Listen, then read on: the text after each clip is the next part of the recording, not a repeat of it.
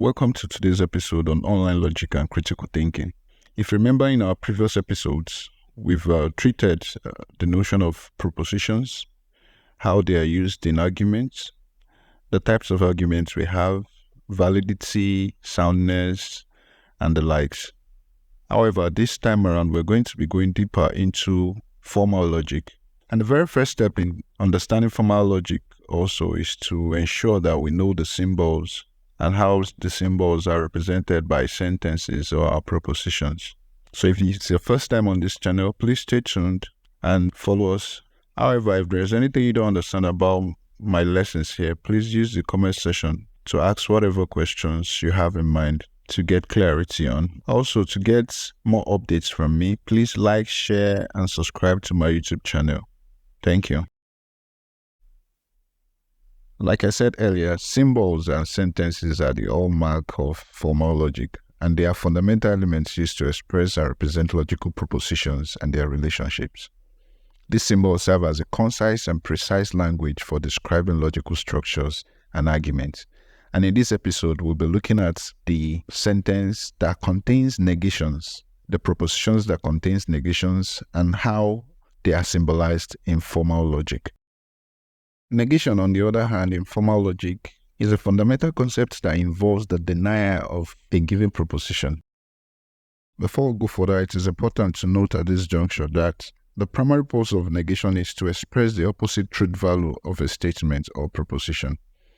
For instance, if a statement is true, then its negation is false.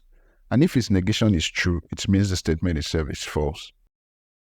The common word that is often used to express negation in our day-to-day discussion is the word not. We used to have it in examples such as John is not a good boy, Andrew is not at home. These instances express negation because they contain the word not. The logical statement for a negation which is not is expressed with the words, it is not the case that. If, for example, we have a negation of a proposition that says Socrates is not bald, to be expressed this in logical statements will mean it is not the case that Socrates is bald. In formal logic, negation is usually symbolized with these two symbols. However, in this channel, we shall be adopting the tilde sign as our symbol for negation. Likewise, in symbolic logic, propositions are denoted using alphabet A to Z as variables.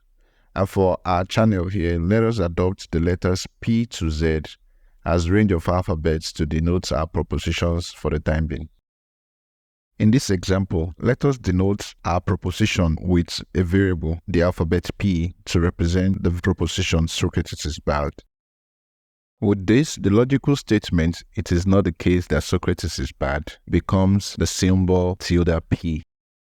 Discovered now that the symbol tilde P is a negation of a statement. And in our example, the statement that tilde P is representing is, it is not the case that Socrates is bald.